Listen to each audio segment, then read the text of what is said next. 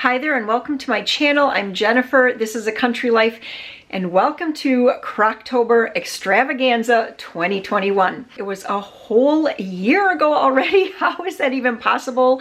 Last October I was part of Croctober and it is just a super fun month for YouTubers because we get to collab with one another, and I think it's probably super fun for you guys too because you get a new crockpot recipe or Instant Pot as well recipe every single day in the month of October. Before we get into this, thank you to Jenny Goff. If you have watched her channel, she does just so much food, canning and just everything, so much food. Thank you to her for hosting this. And she has a Facebook page, or a Facebook group I should say, and she changes the name for October to Crocktober Extravaganza 2021.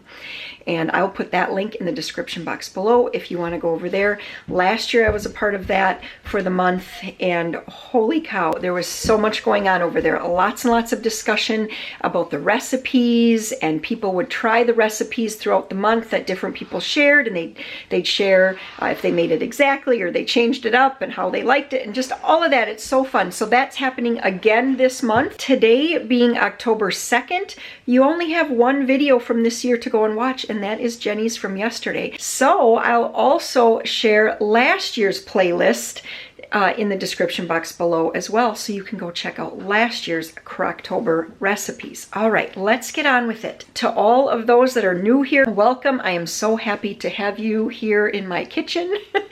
And I spend a lot of time in this room, and I spend a lot of time filming in this room as well. We also are cranberry farmers, and so that is why today's recipe is going to have cranberries in it. I am making barbecued pork ribs in the crock pot, obviously, but we're going to throw in some cranberries for good measure.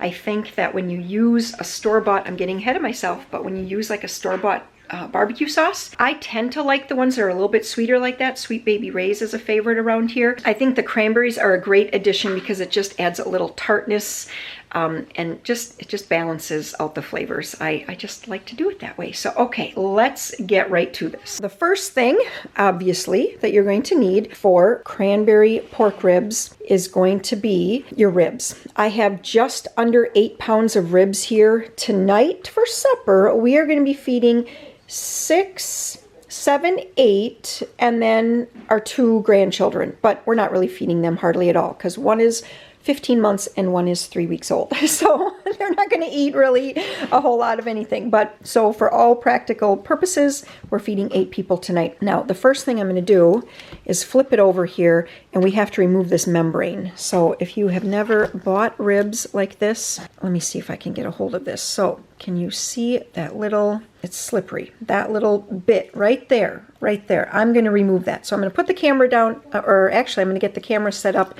to view that, and I'm going to get my fingers underneath here. Oh, I'm already doing it. Nice. Sometimes they don't come off this easy. And I'm just going to start peeling this back. Okay, I think you're going to be able to see me do this. So let's get this. It doesn't always come off in one full piece.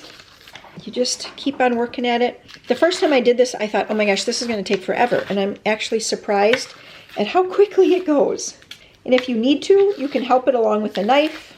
Now, the ribs that I bought are baby back pork ribs. There are St. Louis style pork ribs. Honestly, I really don't exactly know the difference. I could look it up real quick here. I do know that St. Louis style pork ribs are a little less expensive. This is just what I guess I always get, are the baby back. You just kind of have to find the end. And once you find the end,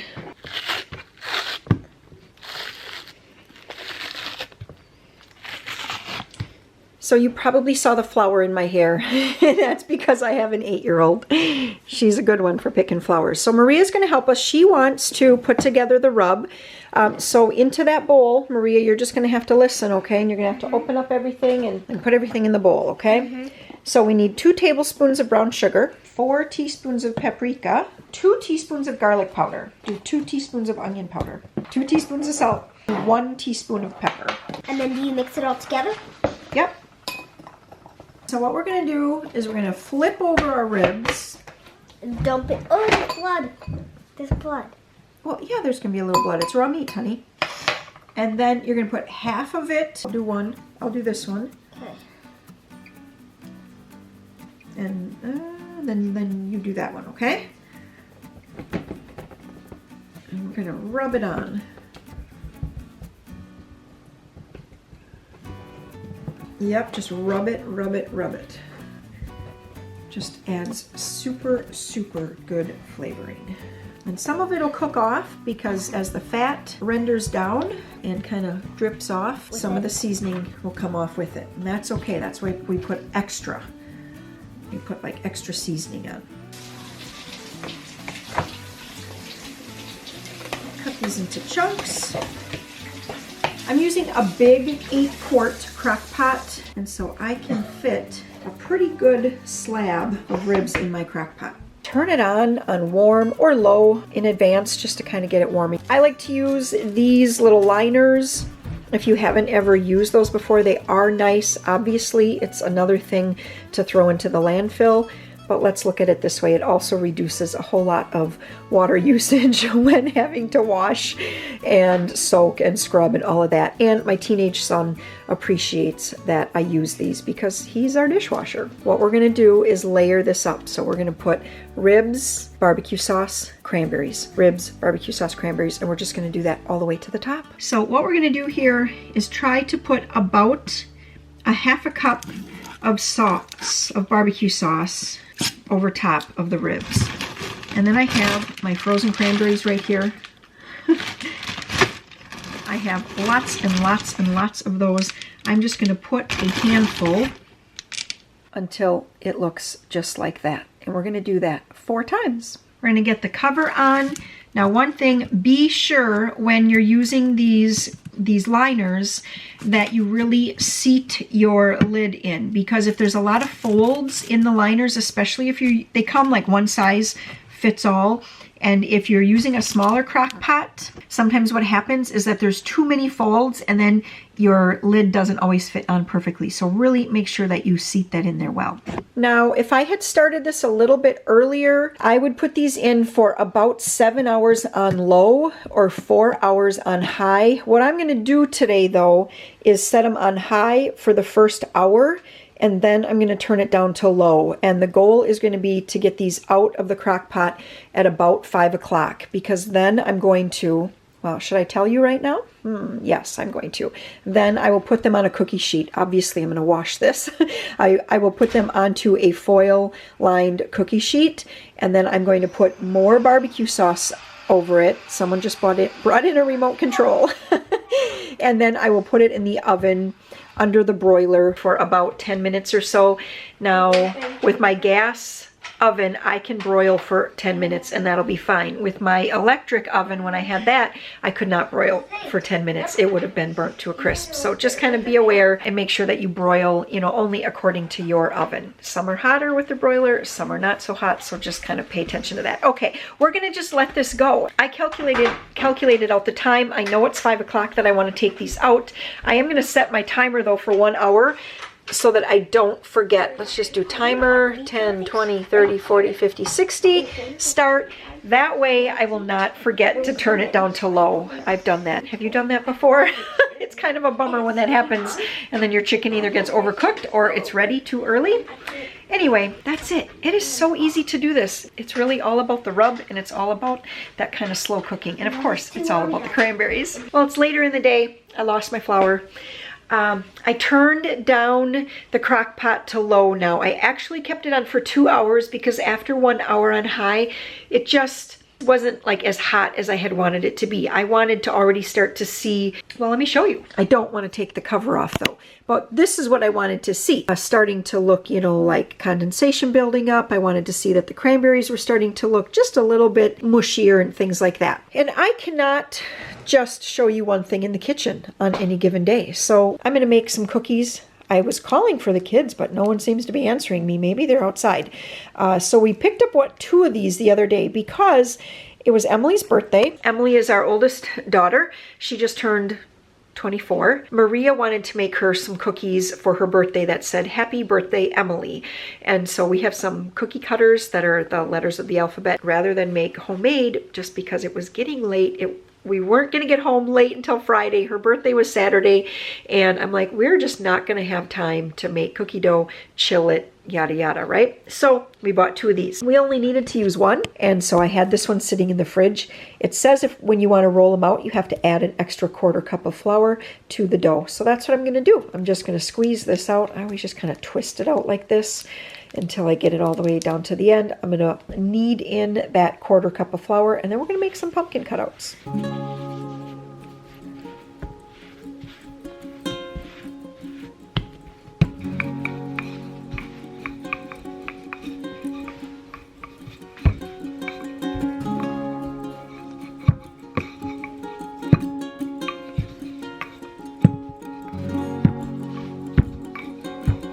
Just gonna go grab the kids, and I thought, why? It's such a small amount of dough. They're probably just gonna fuss over who gets to cut out more. So anyway, I'm gonna cut out some pumpkins, and then I will let them frost them later.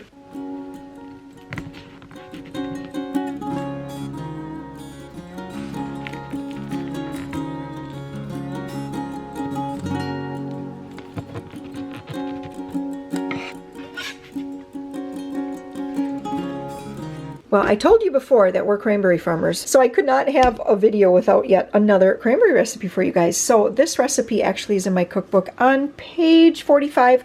I'll link either, if you want to buy the cookbook, I'll link that, but I'll also link the recipe below. Or you can even take a screenshot. Let me get out of the shadow. There we go. That's what we're going to make. The awesome thing about this recipe, you only need 2 measuring things. You need a 3/4 cup and a 1/2 teaspoon, and you're good to go. So I put a 1/2 cup of softened butter in here, and I just kind of whipped it up for about a minute or so. I'm going to put in 1.5 cups of sugar. I know that's a lot of sugar, but you know, we're dealing with cranberries here, and they are a little tart. I'm going to blend this until it's really light and creamy fluffy. Next up is 2 eggs. You want to give it a really, really good whip so it gets light and fluffy. Okay, next up we're going to add in 1.5 cups flour, and we're going to do 1 teaspoon, that's a 1/2, and another 1/2 of baking soda. Okay, I can't believe I just made that mistake. I make these so often. And I just put baking soda in instead of baking powder. I can't believe I did that. I don't think I've ever done that before with any recipe. I can't tell you how that's going to change it. I'm just going to throw in the baking powder.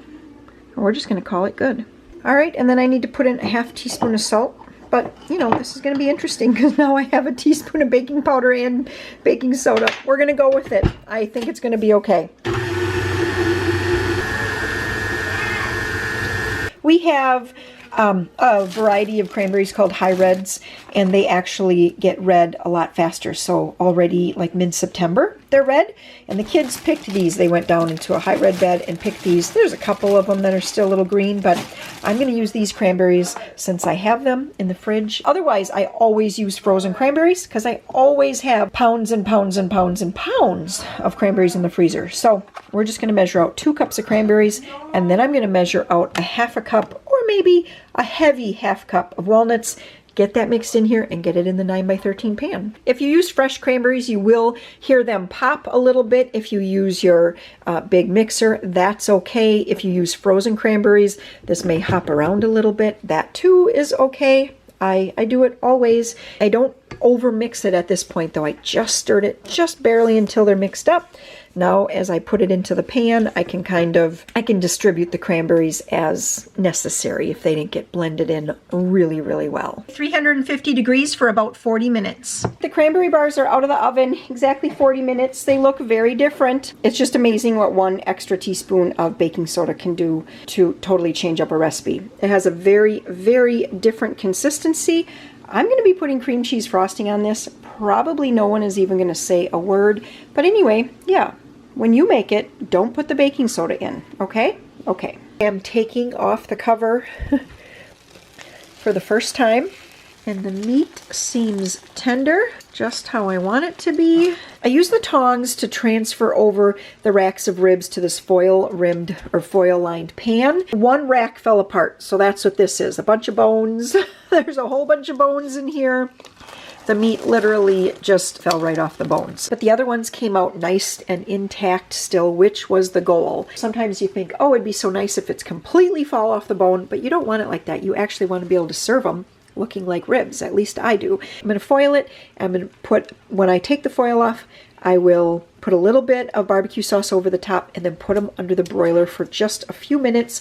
Like I said, anywhere up to 10 minutes. I'm going to make mashed potatoes in the Instant Pot. So I have my Instant Pot out. It's not Instant Pot, it's a Leckholm's, but you know, it's a pressure cooker. I had 3 red potatoes and then some russets. I'm just going to cube these up and then I'm going to set the Instant Pot to 6 minutes. That's all it's going to take to make them soft enough to make mashed potatoes. So I have Peter in the kitchen with me now, and he's actually going to frost the cookies. So just tell me quick how you make this kind of frosting. So it's actually very simple. All you need is 2 pounds. I mean, no.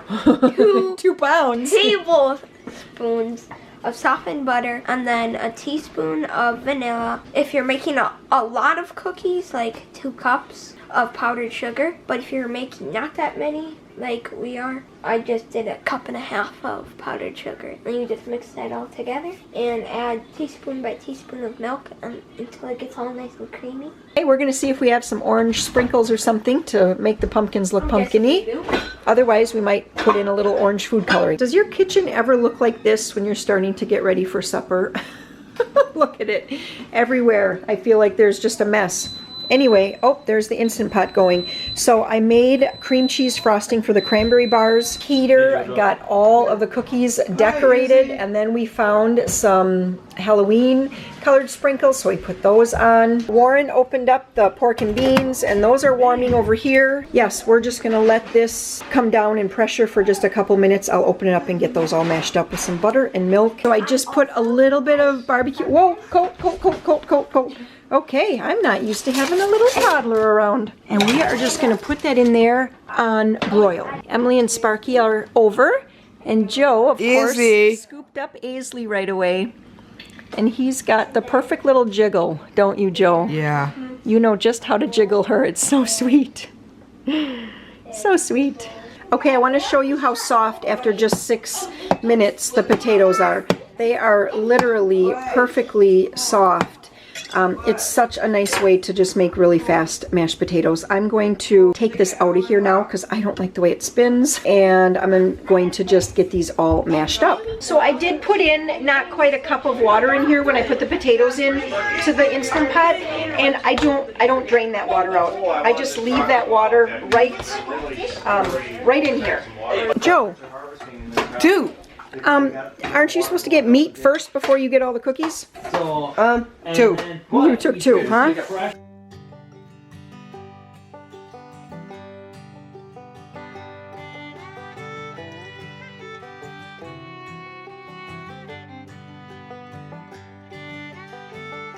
Maria, wow. I Nice can't job. believe I'm taking this. You can't believe I it? can't believe it. How about a scoop of mashed potatoes?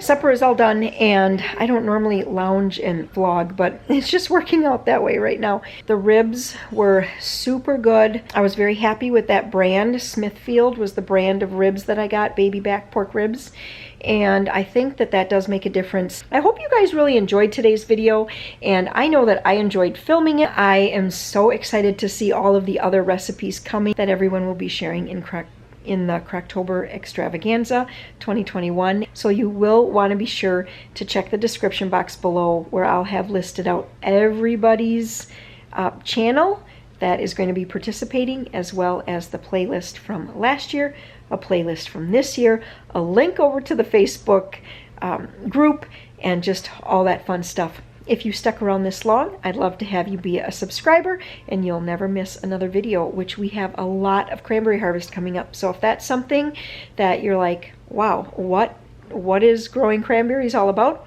Well, I am the one to share that information with you. So we'll be having cranberry harvest videos coming very, very shortly. We'll see you guys in the next video. Bye.